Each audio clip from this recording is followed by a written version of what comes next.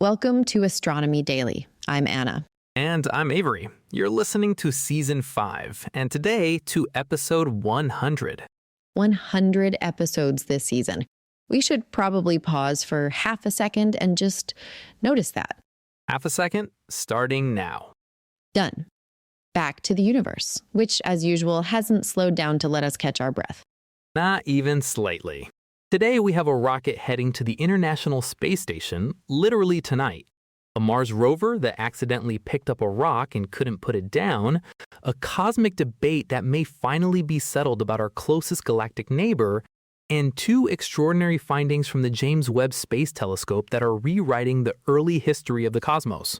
And we're closing with a planet that's, we're just going to say it, smells like rotten eggs. It's a good one. It really is. Let's go. We're starting with news that is happening today, right now, in fact, as you're listening to this.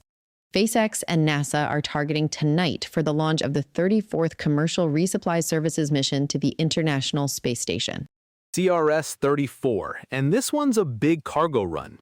It is. A Falcon 9 rocket is standing at Space Launch Complex 40 at Cape Canaveral, and the launch window opens at 7:16 this evening Eastern Time. That's 9:16 if you're on the east coast of Australia, Wednesday morning. There's always a weather caveat with Florida launches. Always. Forecasters are giving only about a 35% chance of favorable conditions at liftoff. So there's a real possibility it slips to the backup window on Wednesday evening. But as of right now, the mission is go. What's on board? About 6,500 pounds of cargo, crew supplies, station hardware, and several science experiments that are genuinely interesting. One investigation involves a bone scaffold made from wood that researchers hope could lead to new treatments for osteoporosis. That's a disease that affects bone density, and it actually worsens in the low-gravity environment of space. Which makes studying it in space especially relevant. Exactly. There's also a study looking at how red blood cells and the spleen change during extended spaceflight. And, my personal favorite, a new instrument called STORY, the Storm Time O+ Ring Current Imaging Evolution Instrument. It'll monitor the charged particle environment near Earth, which is a real hazard for power grids and satellites during solar storms. The Dragon capsule on this mission is flying for the 6th time, and the booster will attempt a return to launch site landing, which never gets old to watch. After launch, Dragon will spend about 38 hours in orbit, raising its altitude before docking autonomously with the Harmony module on Thursday morning. We'll follow up on that in tomorrow's episode. From Cape Canaveral to the ISS in under 2 days. Still extraordinary. Now, Mars. And a story that is part engineering drama, part slapstick, and entirely endearing.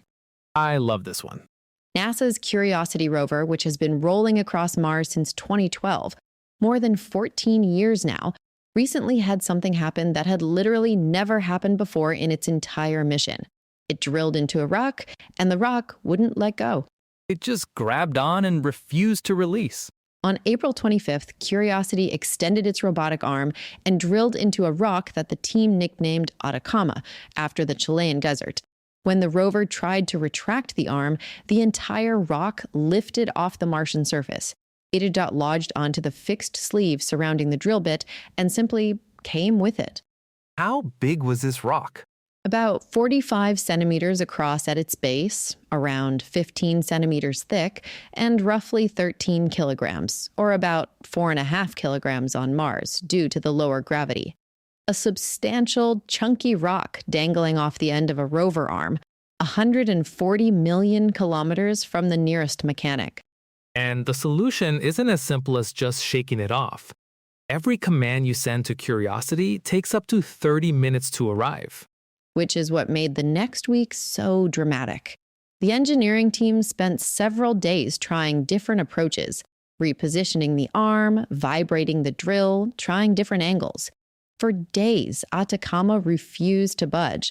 They even watched the rock slowly shed sand as the arm moved, but it stayed put. Finally, on May the 1st, the team went all in, tilting the drill, rotating it, vibrating it, and spinning the drill bit simultaneously. They were prepared to try multiple rounds. The rock came off on the first attempt. And promptly shattered when it hit the Martian ground. Atacama's last stand. NASA released the full camera sequence this week. It's remarkable footage. And Curiosity, for its part, is now happily back to its regular science operations.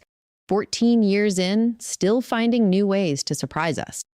We're going much, much further out now. Not Mars, not even our galaxy. We're talking about our galaxy's largest satellite, the Large Magellanic Cloud. Which you can see beautifully from Australia, sitting low in the southern sky on a clear night, looking like a detached patch of the Milky Way. And for a long time, astronomers assumed it had been orbiting the Milky Way for billions of years, making repeated passes, coming close, swinging back out. A regular visitor. New research published this week argues something quite different.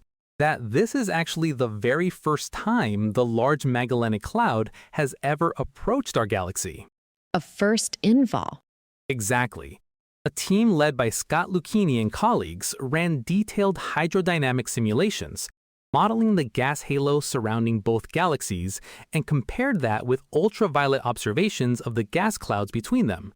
They found the data is consistent only with a first-pass scenario. If the cloud had been here before, the models say the gas halo just wouldn't look the way it does. What does it mean if it's really a first-time visitor? It has significant implications for how we understand our galaxy's evolution. The Large Magellanic Cloud is enormous. It has billions of stars and a mass that's roughly 10% of the Milky Way. An object that size sweeping through on its first close approach causes disruptions. It warps our dark matter halo, influences star formation, tugs on the structure of the galactic disk. If it's done this before, those effects would have played out repeatedly. If this is the first time, we're watching something quite rare. The team says their simulations provide, and I like this phrase, definitive evidence, though they acknowledge there are some tensions with other datasets that still need to be resolved. Science is rarely simple, but the weight of this evidence is pointing one way. The Large Magellanic Cloud is a newcomer, and it's heading our way. Nothing to worry about. On a human timescale, nothing dramatic happens, but on cosmic time, fascinating. Next, time for the James Webb Space Telescope and the saga of the little red dots. We've talked about these before. For listeners who haven't heard, give us the quick version. The quick version, when JWST began looking at the very early universe, galaxies that existed just a few 100 million years after the Big Bang, he found hundreds of strange, compact, faint red objects that nobody expected and nobody can fully explain. They became known as little red dots. They're roughly 12 billion light-years away. They're intensely red. They're tiny, and they have properties that don't fit neatly into any existing category. The debate has been raging for years. Are they massive star-forming regions? Ancient black holes and thick dust cocoons? An entirely new type of object? And now there's a new twist. There is. Astronomers have been studying an unusual object that had been sitting unnoticed in archival data from NASA's Chandra X-ray Observatory for over a decade. It's called the X-ray dot, cataloged as 3D HST-AEGIS-12014. And it only revealed its significance when JWST recently observed the same patch of sky and showed that this X-ray source is sitting in exactly the same location as one of the little red dots. A 10-year-old clue hiding in plain sight.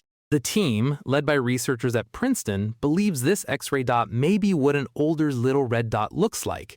In the current theory, little red dots are young black holes surrounded by dense clouds of gas that they're consuming.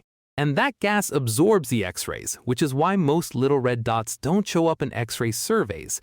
But as that gas gets eaten or blown away, the X-rays start getting through.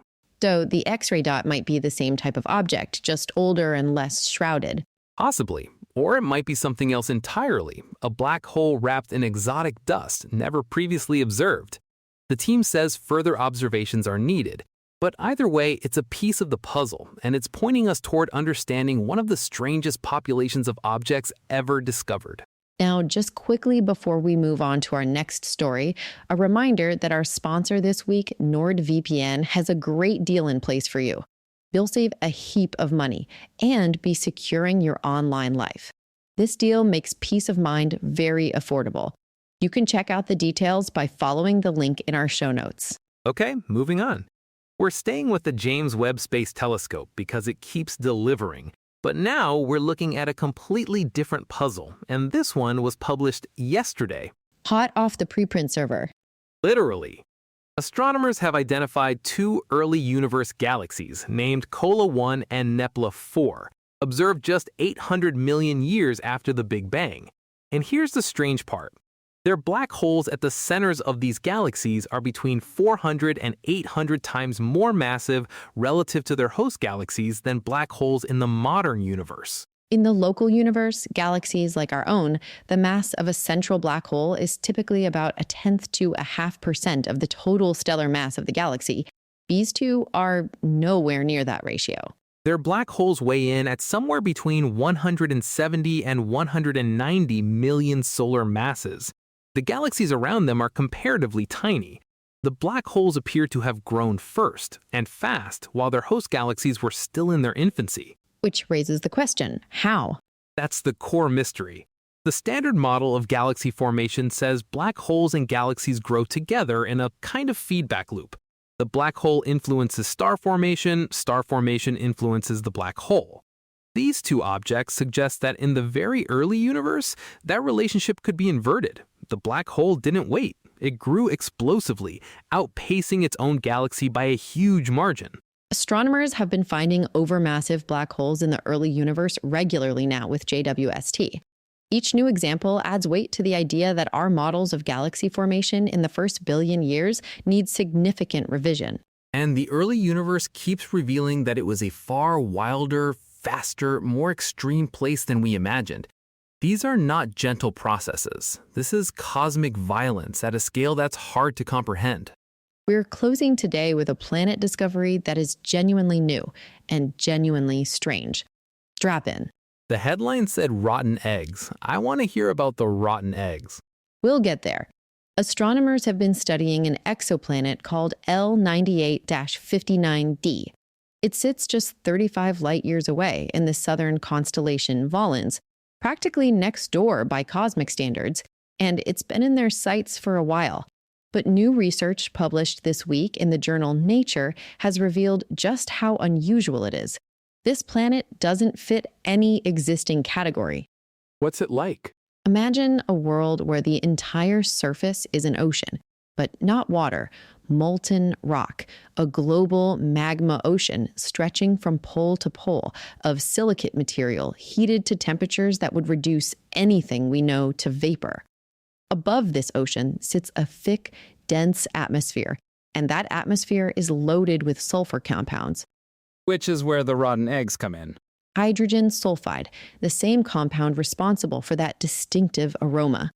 The atmosphere traps heat so efficiently that the magma ocean has been kept molten for billions of years, a permanent planet-wide lava sea with a toxic sky above it. The lead researcher, Dr. Harrison Nichols from the University of Oxford, puts it perfectly. He says the categories astronomers currently use to describe small planets may simply be too simple. How did they figure all of this out? You can't exactly send the probe. Advanced computer modeling combined with observational data about the planet's mass, size, and density. The planet is less dense than we'd expect for its size, which gave the team the clue that the interior is molten rather than solid. The co-author, Professor Raymond Pierhumbert, described being able to reconstruct the hidden interior of a planet we will never visit. That's extraordinary. And the question it leaves you with, what other kinds of planets are out there waiting to be discovered, is a great one. L98-59d suggests we've barely scratched the surface of planetary diversity. Worlds with global magma oceans, sulfur atmospheres, permanent volcanic landscapes, and who knows what else. The universe is endlessly creative. Just maybe don't plan a holiday there. Before we go, a quick look at the southern sky for the coming nights. May is a spectacular month for sky watching from Australia and New Zealand. Saturn is well placed in the east before midnight, and Jupiter is becoming more prominent in the pre-dawn sky. The Milky Way is arcing beautifully overhead in the evening hours, a perfect time to look for the Large Magellanic Cloud and Small Magellanic Cloud low in the south, just as we discussed today. A pair of first-time visitors right there above you. Exactly. And if you're under dark skies, the southern Milky Way through Centaurus and Crux is extraordinary this time of year. That's everything for episode 100. Thank you, genuinely, for being part of this journey. 100 episodes means 100 days of choosing to spend a few minutes thinking about the universe, and we appreciate every one of you who comes back each day. If you're enjoying the show, please subscribe, leave a review wherever you listen, and find us on all the socials at Astro Daily Pod. The website is astronomydaily.io. We'll be back tomorrow with the outcome of tonight's SpaceX CRS-34 launch, and whatever else the cosmos has in store. From all of us at Astronomy Daily, Keep looking up.